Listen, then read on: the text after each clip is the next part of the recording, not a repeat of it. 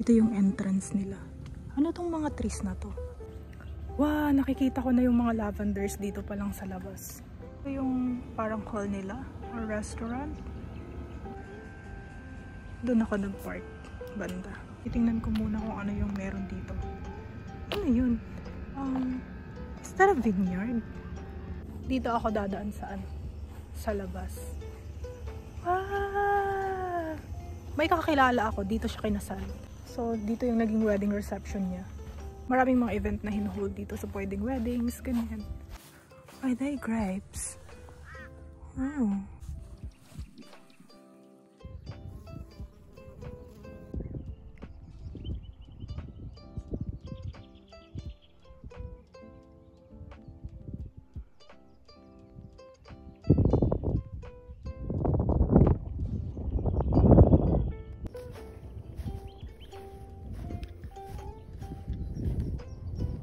Ang lavender. Oh, may mga bees. Nasa likod ko yung lavender farm. Iniikot ko lang dito sa area kung, you know, what's in here. May duyan! Paano ko to hahawakan? Ang layo nila sa isa't isa. Shoot ah.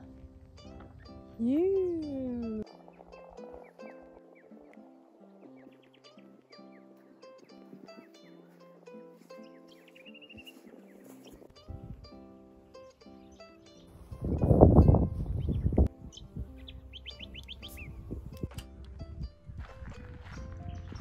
Ay, ang cute naman.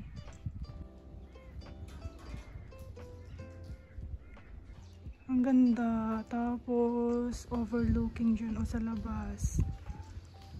Siguro maganda to kapag kapag namunga sila.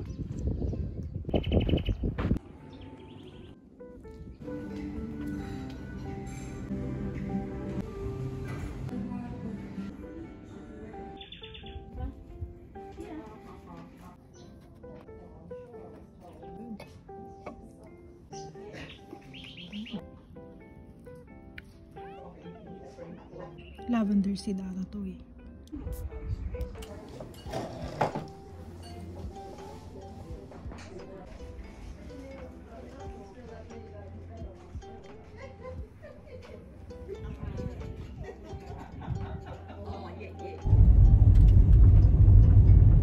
Oh my gosh! Saan mo ba ako dinadala, Waze? Sorry to bother you. May I ask a question again?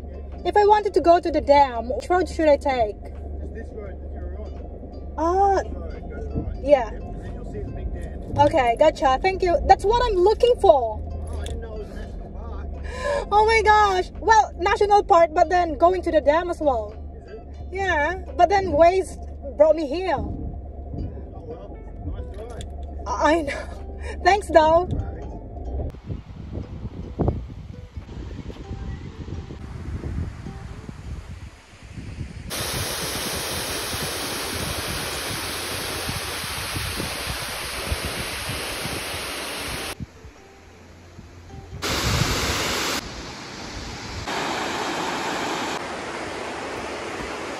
Hindi ako pwede dito. Because this is grade 5, I couldn't take it.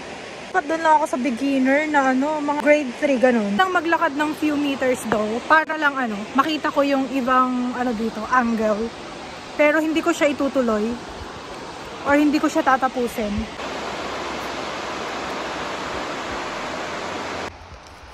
Oops.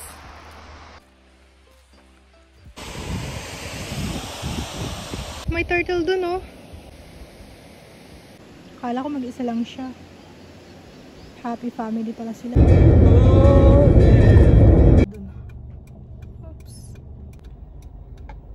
It was really beautiful in there, doon sa lavender farm. Hindi siya ganun kaluwang, but then it looks maluwang and vast because napapalibutan nga siya ng mountains. I enjoyed today. That was really a lovely day. A great day.